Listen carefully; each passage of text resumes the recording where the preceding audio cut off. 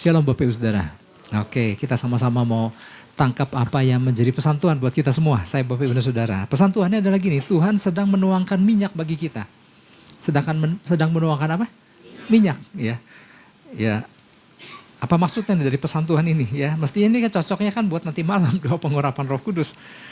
Tetapi ini disampaikan menjadi pesan Tuhan buat kita, bahkan ya bukan buat minggu ini aja, tetapi dalam kehidupan kita, bahwa ternyata Tuhan sedang menuangkan. Artinya buat Tuhan adalah dia menuangkan tanpa batas ya. Ada firman Tuhan katakan dia menuangkan minyaknya tanpa batas. Nah, waktu Tuhan tuangkan artinya apa? Artinya Tuhan, saya menangkap bahwa ya mestinya kita terima.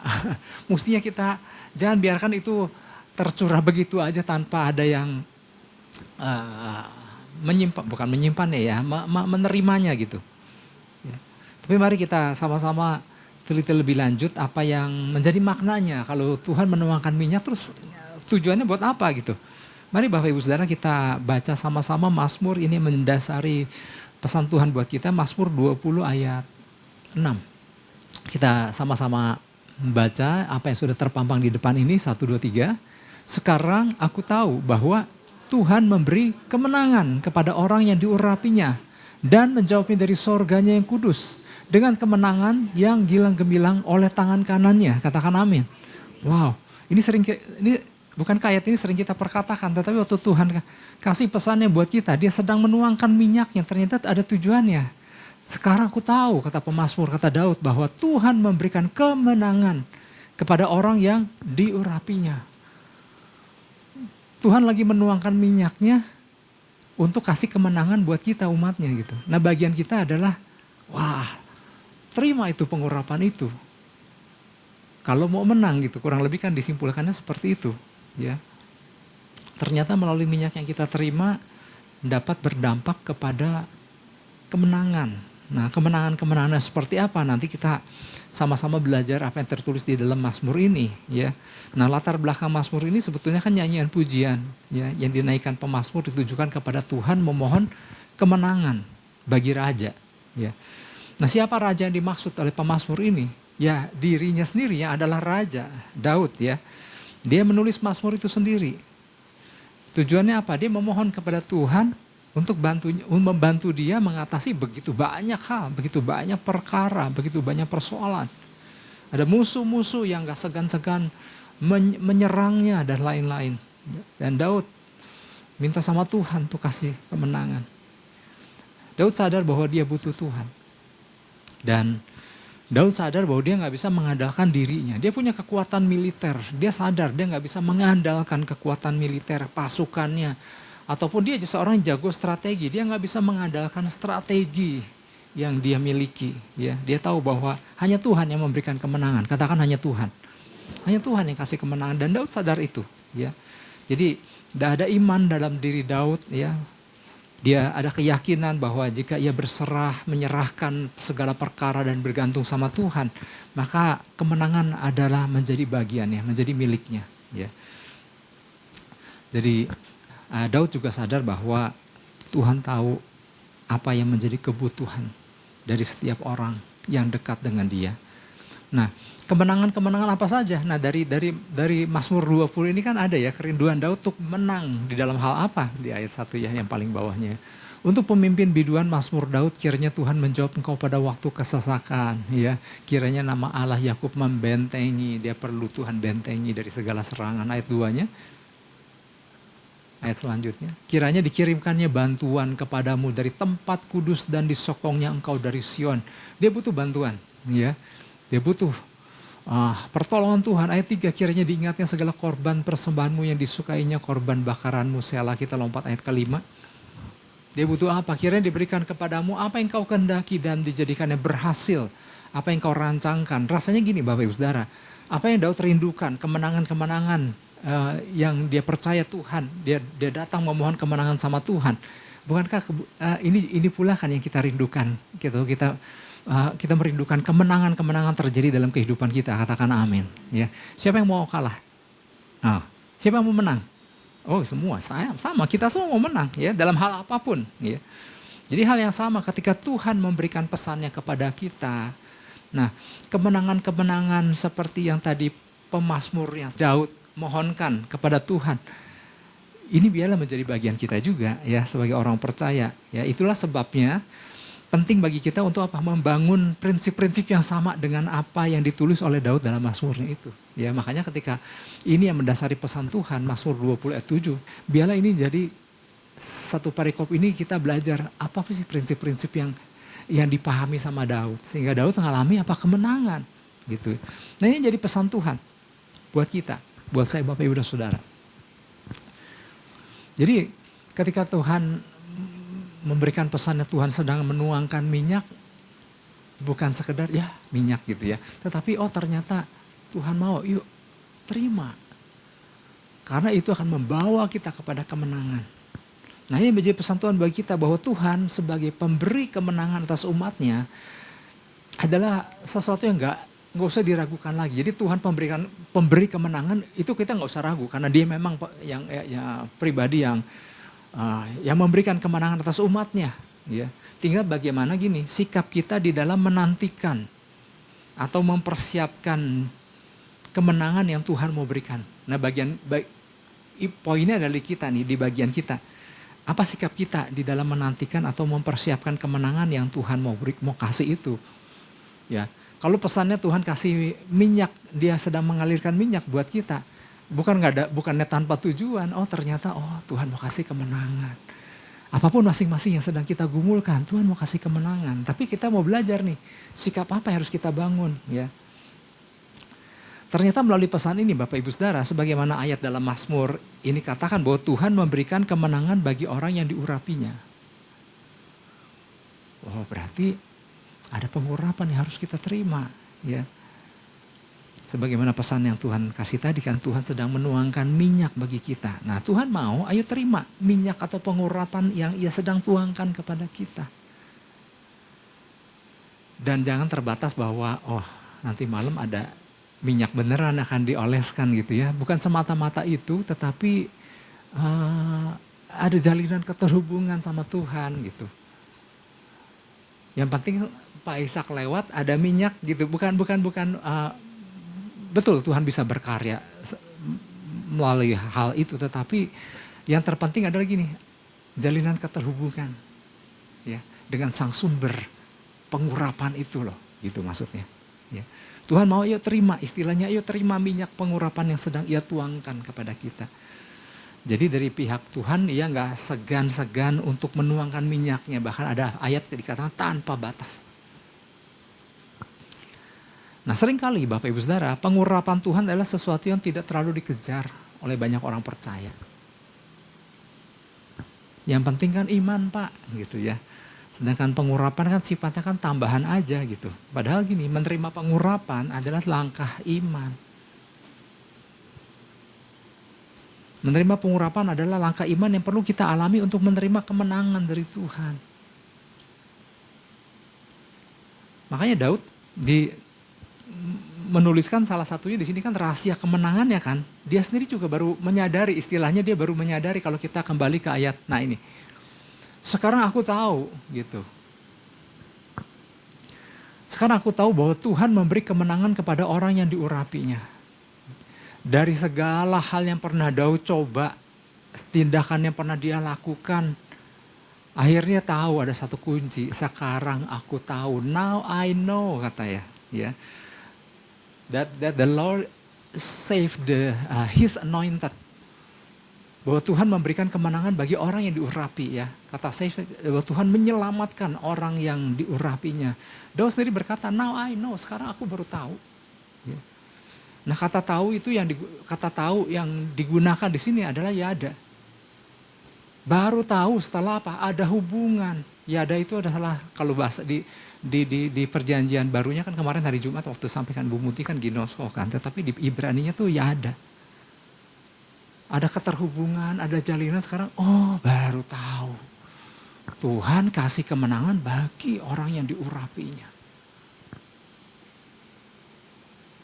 Nah jadi Daud menyadari kunci kemenangan adalah dengan menerima pengurapan dari Tuhan.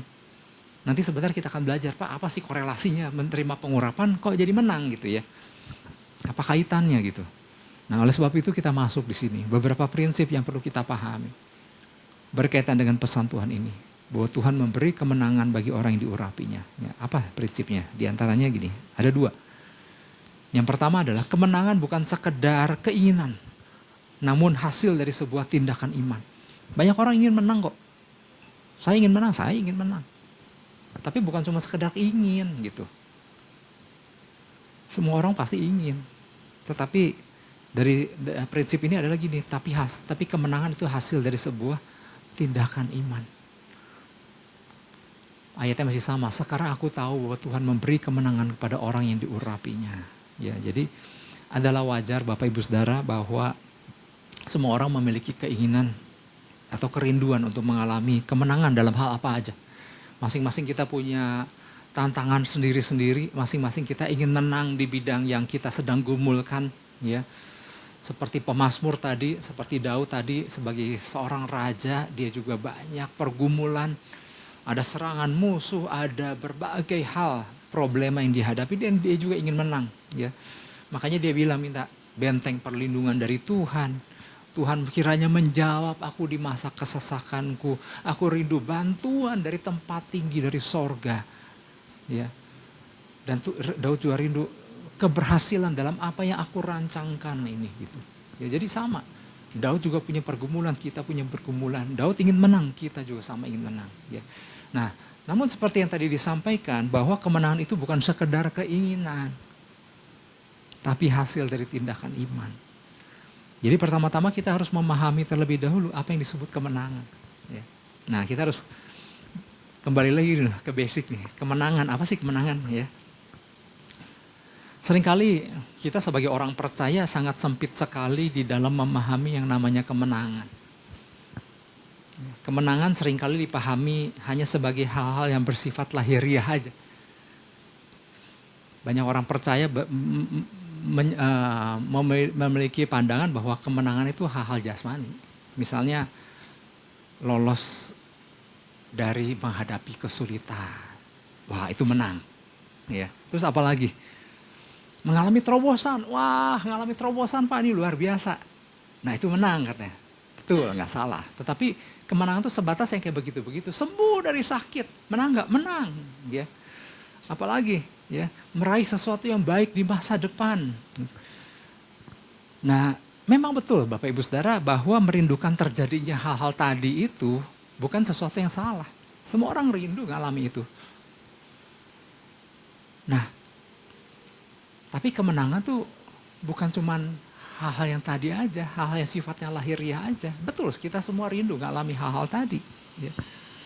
Jadi semua orang ingin menang di area-area tersebut. Dan ketika mendapatnya kita menyebutnya apa? Menang. Ya.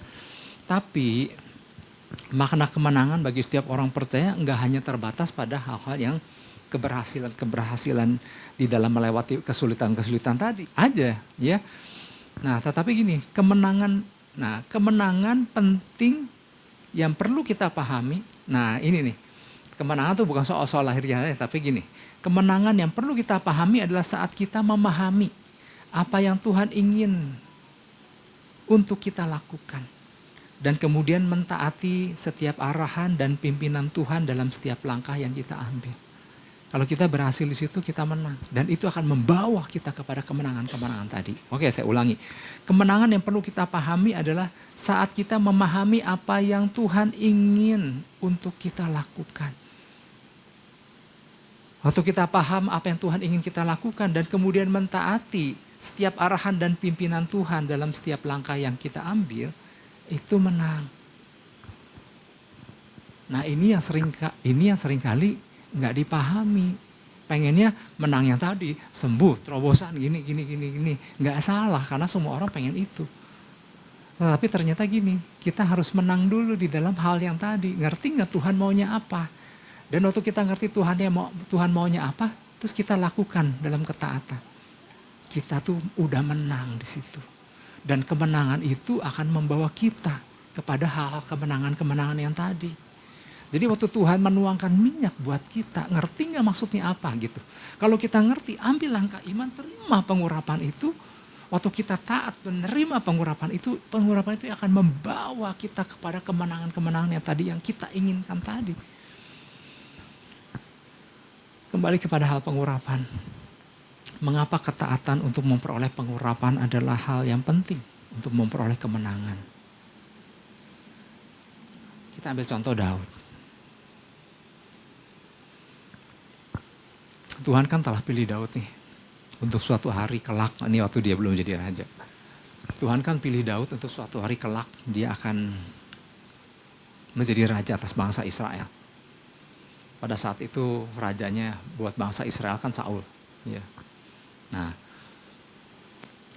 dan kita tahu kisahnya bahwa Saul kan gak taat. Maka Tuhan suruh Nabi Samuel untuk pergi ke tempat Isai, ke kota Isai untuk cari salah satu anak Isai itu akan menjadi raja. Singkat cerita kita tahu kisahnya, Daud lah yang diurapi oleh Nabi Samuel.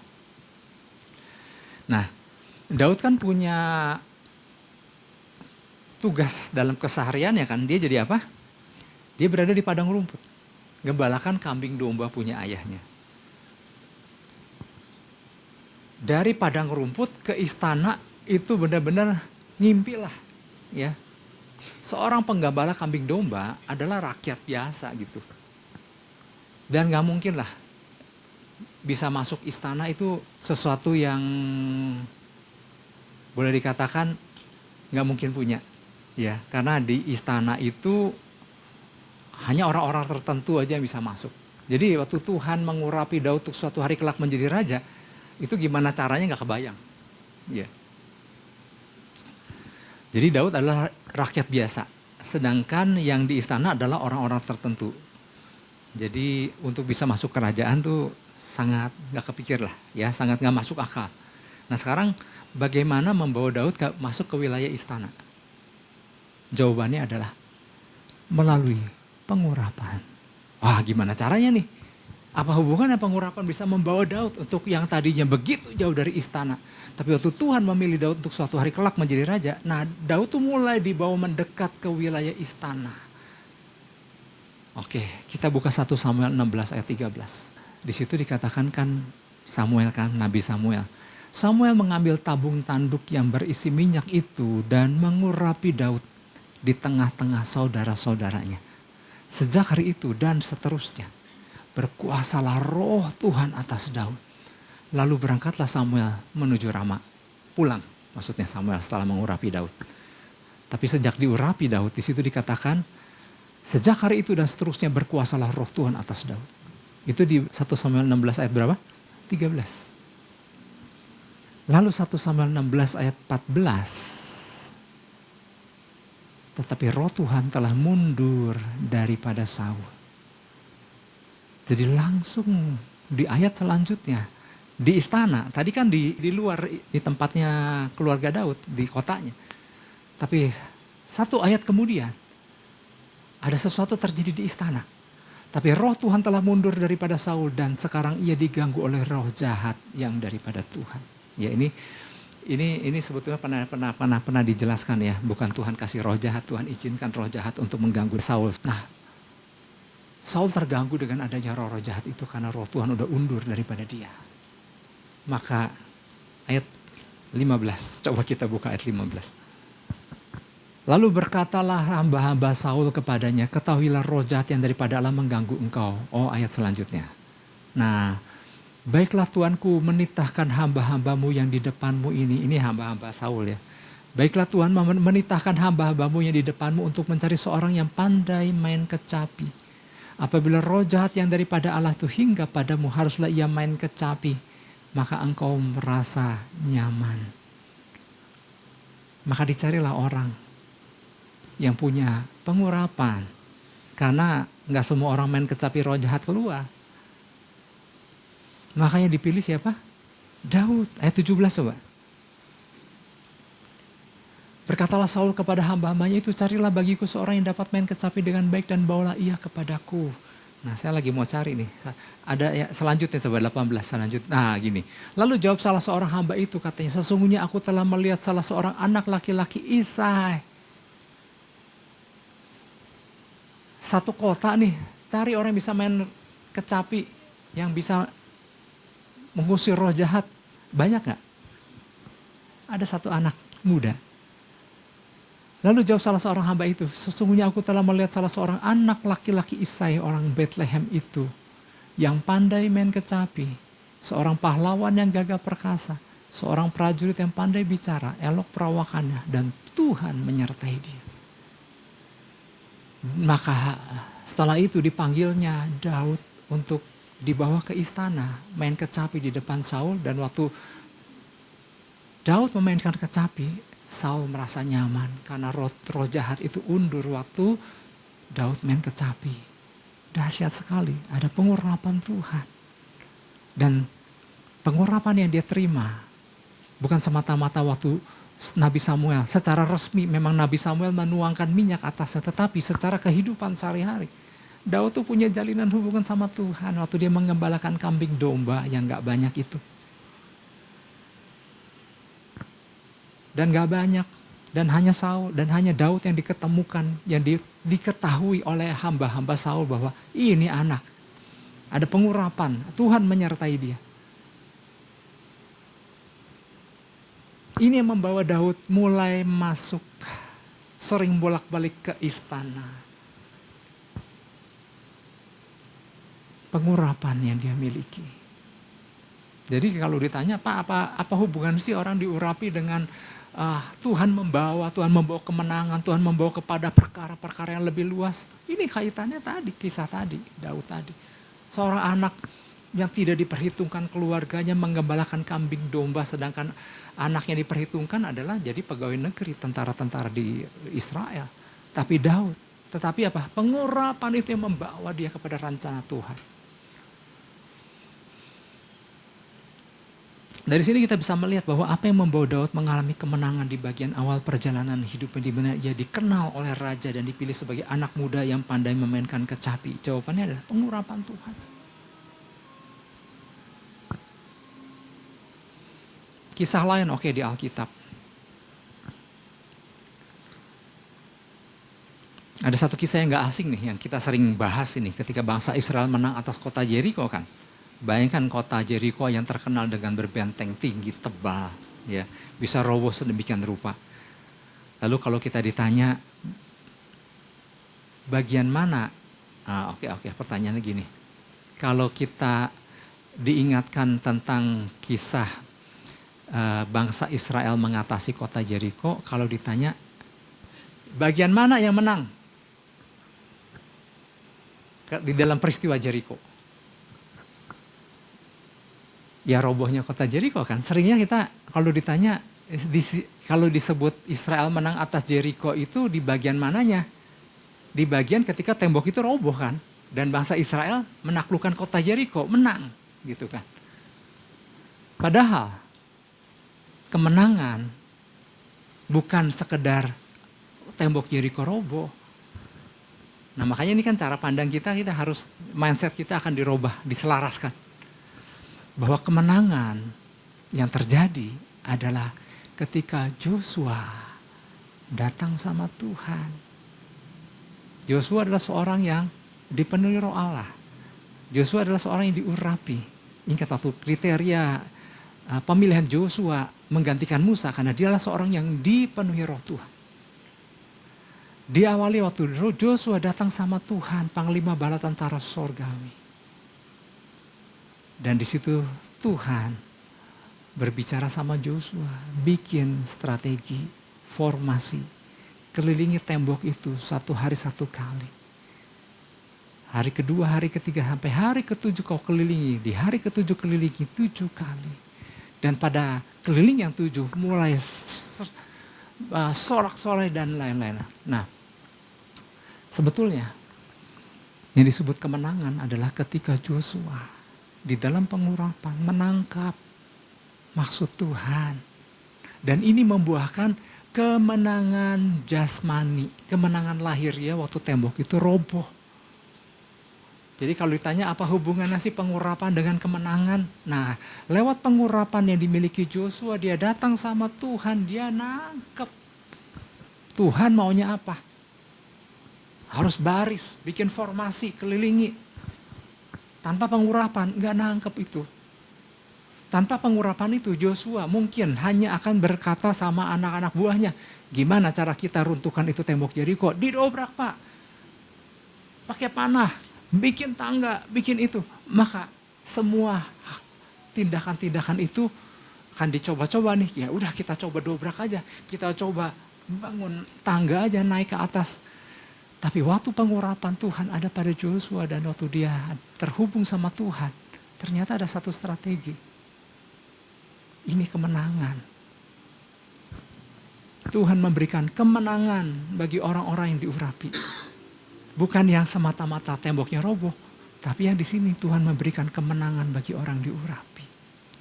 Dan ini akan membawa kepada robohnya tembok. Antara ngerti dan gak ngerti, tapi mestinya ngerti ya, yang ngerti katakan amin. Puji Tuhan. Jadi kemenangan bukan sekedar keinginan. Kemenangan jangan selalu dipikirkan mesti yang tadi, hal-hal lahiriah tadi, gak salah, memang semua kita ingin menang di situ. Tetapi jangan lupa, pikirkan bahwa aku juga harus menang. Melalui pengurapan yang aku terima. Aku ngerti maksudnya Tuhan maunya apa. Puji Tuhan, itu yang pertama. Yang kedua, kemenangan adalah tentang siapa yang kita megahkan. Mazmur 20 ayat 7. Orang ini memegahkan kereta dan orang itu memegahkan kuda. Tetapi kita bermegah dalam nama Tuhan Allah kita. Terus satu ayat lagi maju. Mereka rebah dan jatuh. Tapi kita bangun berdiri dan tetap tegak. Ya. Jadi di situ ada di ayat yang 8 tadi. Di situ dikatakan orang ini memegahkan kereta. Dan orang itu memegahkan kuda. Di dalam terjemahannya. The Message kata memegahkan kereta dan memegahkan kuda, di situ dikatakan they're polishing their chariots and the other grooming their horses. Jadi artinya orang-orang jangan merasa bangga dan percaya akan kereta dan kuda yang mereka miliki sehingga mereka menitik beratkan perhatian mereka kepada semua itu. Daud menyadari bahwa ada orang-orang yang punya kereta, punya kuda, dan mereka megahkan itu. Mereka poles itu kereta sedemikian rupa karena kereta ini dia pikir membawa kemenangan. Dia lakukan grooming sama kudanya, dirawat sedemikian rupa karena dia percaya kuda ini akan bawa dia kemenangan. Tapi ternyata kan mereka terpleset dan jatuh. Ya. Jadi Daud sebagai pemazmur percaya bahwa hanya Tuhan yang dapat melepaskan bangsa Israel, yang dapat melepaskan dia dari kesesakan. Akan membentengi mereka dan memberikan kemenangan. Jadi oleh sebab itu pemazmur ini mengajak setiap orang untuk tidak mengandalkan kekuatannya sendiri. Ada orang karena punya kereta, punya kuda, punya banyak ya sumber daya, maka mengandalkan itu kan. Ya. Mengandalkan kekuatannya sendiri, mengandalkan kalau dia raja, dia mengandalkan kekuatan militernya. Dia mengandalkan keretanya, dia mengandalkan kudanya atau kekuatan apapun yang dia miliki. Ya. Tapi semuanya itu adalah sesuatu yang sifatnya terbatas. Ya. Maka di dalam ayat 9 di situ dikatakan bahwa bangsa Israel dan setiap orang percaya harus bersandar di ayat yang setelah ini. Harus bersandar teguh pada Tuhan dengan terus berseru mencari wajahnya. Ya Tuhan berikanlah kemenangan kepada Raja, jawablah kiranya kami pada waktu kami berseru. Jadi pemazmur mengajak setiap orang percaya untuk belajar mewujudkan imannya dengan apa? Komitmen, menyerahkan diri sama Tuhan dalam setiap situasi. Ya. Dalam berbagai pergumulan yang menekan kehidupannya. Nah bagian kita adalah tetap berpegang teguh pada kuasa Tuhan. Ya. Jadi lewat pesan yang Tuhan berikan ini kita sedang diajarkan bahwa betul masing-masing kita punya pergumulan masing-masing, saya punya pergumulan masing-masing, tetapi dengan segala sumber daya yang ada itu terbatas semua. Tuhanlah yang menjadi andalan kita, katakan amin. Ya. kita nggak bisa menjadikan apa yang melekat pada diri kita ini, baik kita uang, segala macam, pengalaman, keahlian atau apapun yang yang kita pikir itu bisa menguntungkan kita, tapi ternyata gini, andalan kita harusnya lewat pesan yang Tuhan berikan, mengandalkan Tuhan. Katakan andalkan Tuhan. Ya. Nah, Tuhan tinggal dapat memakai apa yang ada pada kita di dalam peperangan yang kita hadapi. Terserah Tuhan mau pakai bagian mana yang kita miliki, itu gimana Tuhan. Tapi bagian kita adalah enggak mengandalkan apa yang kita miliki tadi. Jadi intinya adalah waktu kita datang sama Tuhan, apa yang Tuhan mau kita lakukan. Nah, ini pernah ditulis oleh Nabi Yesaya ketika bangsa Israel mereka mengalami suatu pergumulan, dan mereka yang terpikirkan buat bangsa Israel pada waktu itu, yang terpikirkan atau mereka menghadapi masalah. Mereka datang ke sama Mesir. Yesaya 30 ayat 1. Bayangkan Mesir yang pernah bikin rusak kehidupan bangsa Israel selama ratusan tahun. Waktu mereka kemudian waktu udah di tanah perjanjian punya masalah, yang terpikirkan adalah Mesir gitu ya. Makanya di dalam Yesaya 30 ayat 1 dikatakan celakalah anak-anak pemberontak. Demikianlah firman Tuhan yang melaksanakan suatu rancangan yang bukan daripadaku, yang memasuki suatu persekutuan yang bukan oleh dorongan rohku, sehingga dosa mereka bertambah-tambah. Ayat 2. Yang berangkat ke Mesir dengan tidak meminta keputusanku, untuk berlindung pada Fir'aun dan untuk berteduh di bawah naungan Mesir. Jadi waktu mereka menghadapi persoalan, yang dipikirkan adalah gimana caranya Mesir tolong kita. Padahal yang Tuhan inginkan adalah, kita buka Yesaya 30 ayat 15. Ini sering kita dengar. Sebab beginilah firman Tuhan, Allah yang Maha Kudus, Allah Israel. Dengan bertobat dan tinggal diam, kamu akan diselamatkan. Dalam tinggal tenang dan percaya terletak kekuatanmu, tetapi kamu enggan. Ini ayat ini bukan ngajarin orang untuk malas, tetapi di sini dikatakan, kenapa nggak cari Tuhan gitu?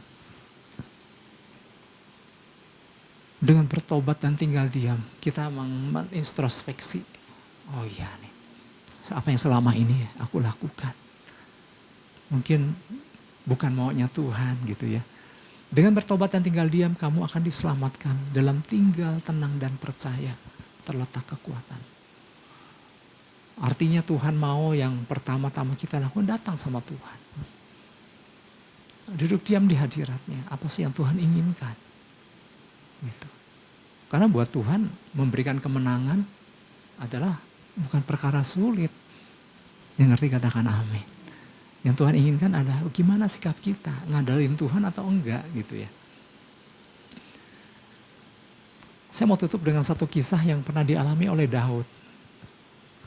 Daud pernah mengalami waktu dia udah jadi raja, dia mengalami satu perkara yang gak mudah. Dikudeta sama anaknya, sama Absalom. Betul-betul kan buat Daud tuh benar-benar seorang yang biasa di lapangan, prajurit banget gitu. Musuh siapa sih yang mau macam-macam sama dia? Nah kali ini jadi musuh adalah anaknya. Daud gak mungkin melawan, Daud memilih untuk ini. Oh, kau mau tahtaku, aku pindah. Maka kita tahu kan kisah itu. Maka keluarlah Daud dengan orang-orang setianya, keluar dari istana. Karena mendengar bahwa Absalom udah bangun kekuatan. Dan mau masuk Yerusalem untuk menduduki istana. Kata Daud, daripada dia berhadapan dengan anaknya. Dia tahu kan, dia punya dia sendiri dan prajurit-prajurit ini orang-orang yang luar biasa. Habis itu anak-anaknya. Dan pasukan anak-anaknya. Dan pasukan Absalom maksudnya. Tapi Daud memilih untuk ini. Kalau you mau tahta, ambil aja gitu. Maka Daud memilih untuk pergi meninggalkan tahta. Maka dia berjalan, maka ada ayat dikatakan 2 Samuel 15 ayat 30, agak banyak ayatnya hari ini. Ini kan sebetulnya peristiwa yang sedih kan. Ini waduh, ini kalau digambarkan, kalau difilmkan ya. Daud mendaki Bukit Zaitun sambil menangis. Bukan cengeng, ini artinya gini, aduh dia dalam posisi sulit nih. Kalau itu bukan anaknya, wah. Tapi ini anaknya gitu. Daud mendaki Bukit Zaitun sambil menangis, kepalanya berselubung. Dan ia berjalan dengan tidak berkasut. Juga seluruh rakyat yang bersama-sama dan dia masing-masing berselubung kepalanya. Dan mereka mendaki sambil menangis. Jadi meninggalkan istana, berjalan menjauh. Ya. Dan saya dulu pernah kan pesan Tuhan ini. Dan dulu saya pernah nyampaikan bahwa di tengah Daud yang sambil menangis, berselubung, ya, kemudian sampai nggak sempat pakai sepatu kasut, ya, tidak berkasut. Kita bisa bayangkan mereka buru-buru meninggalkan istana dan berjalan, udah kita menjauh aja gitu. Itu artinya kalau kita melihat, kelihatannya Daud benar-benar lagi dalam keadaan terpuruk sekali. Benar-benar nggak berdaya. Tetapi gini Bapak Ibu Saudara, jangan pikir Daud lagi adalah seorang pecundang dalam keadaan seperti ini. Di dalam dia, dulu saya pernah sampaikan, wah itu yang namanya strategi jalan. Kenapa? Dia terhubung sama Tuhan. Ada beberapa anak buahnya orang-orang penting, imam-imam, penasehat-penasehat yang biasa menasehati Daud. Ingin ikut, Daud bilang, enggak, you tinggal. You kasih nasihat sama Absalom. Nanti Ahimaaz, Sadok, kau tunggu di sini kasih kabar sama aku. Jadi, wah sambil dia menangis berselubung dengan kakinya tidak berkasut dan lain ini strategi jalan, hikmat Tuhan. Kau kasih nasihat.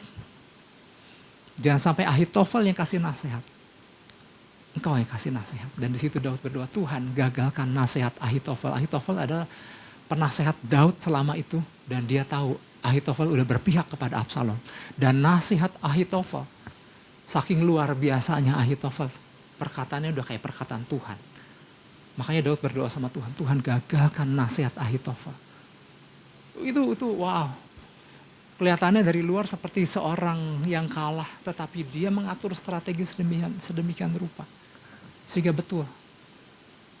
Waktu Absalom di istana minta nasihat Ahitofel dan nasihat itu dipatahkan. Bukan itu maksudnya. Dan lain sebagainya. Akhirnya Absalom lebih dengar nasihat anak buah Daud. Apa yang saya mau sampaikan adalah gini. Daud gak semata-mata mengandalkan kekuatan dirinya. Seolah-olah sepertinya Daud tidak berdaya apa-apa. Di tengah kesedihan, di tengah keterpurukannya. Dia tetap terhubung. Dia tetap ada pengurapan Tuhan. Mengatur strateginya sedemikian rupa. Jadi gini. Otak manusia tuh punya dua bagian. Otak kiri, otak kanan. Ini istilahnya ya kalau dituangkan ke daerah pendidikan sini. Otak kiri itu otak yang berisi keteraturan,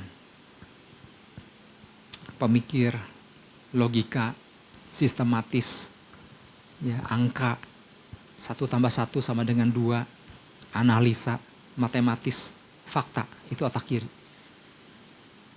Masih ingat ya dulu saya pernah nyampaikan ini, itu otak kiri. Otak kanan lebih kepada imajinatif, pemimpi, imajinasi, abstrak. Ya. Keseimbangan pikiran, simbol, musik, ritme, warna. Kalau tadi otak kiri kan 1+1 sama dengan 2. Kalau otak kanan 5 roti 2 ikan sama dengan 5.000. Sesuatu yang gak bisa dicerna tapi menyadari bahwa ada satu hal dahsyat yang itu bisa terjadi. Nah yang dialami oleh Daud, ini berfungsi semuanya. Dia tahu, dia harus keluar dari istana. Ada otak kiri, ya, dalam keadaan terpuruk. Gak sempat pakai kasut, berjalan, mendaki sambil menangis. Karena fakta, anaknya mau nyerang. Tetapi ada otak kanan. Istilahnya, sesuatu yang gak bisa dicerna oleh logika dan lain. Mempercaya ada kuasa yang dahsyat yang bisa bekerja. Dan itu bekerja.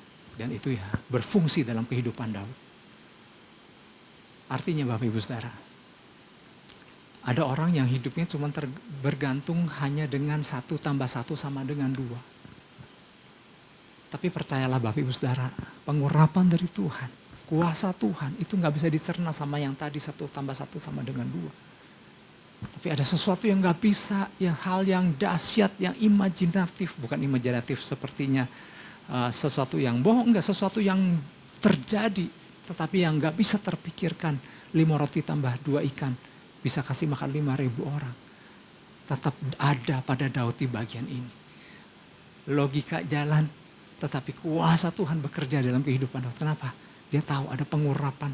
Kalau orang ngukur pengurapan hanya 1 tambah 1 sama 2, buat apa datang ke 2 pengurapan? Buat apa terima minyak? Buat apa bangun hubungan sama Tuhan? Nggak nyambung. Tetapi ada otak yang satu yang mempercayai, istilahnya ya, bahwa ada sesuatu yang dahsyat bisa terjadi. Dan itu ada pada Daud semua. Nah, lewat pesan ini mari Bapak Ibu Saudara, kalau kita hanya bisa berpikir pesan Tuhan, ada minyak yang sedang Tuhan tuangkan. Kalau kita semua berpikir secara logika, nggak nyambung buat apa. Tapi kalau kita tahu, ternyata waktu ada pengurapan Tuhan, ada keterhubungan sama Tuhan, di mana ada kuasa Tuhan yang tidak terbatas bisa bekerja. Disitulah kuasa Tuhan bekerja dalam kehidupan kita. Oleh sebab itu mari Bapak Ibu Saudara, bukan sesuatu yang simpel, tetapi mari kita bangun keterhubungan sama Tuhan. Kalau Tuhan bilang ada minyak yang sedang ia tuangkan. Jangan cuma ditangkap oleh 1 tambah 1 sama dengan 2. Tetapi percayalah. Iman itu bekerja di sisi yang tadi. Ada sesuatu yang dahsyat. Untuk kita diurapi Tuhan. Dan urapan itu membawa kita kepada kemenangan yang dahsyat. Yang ngerti katakan amin. Yang ngerti beri tepuk tangan buat Tuhan Yesus. Haleluya, haleluya.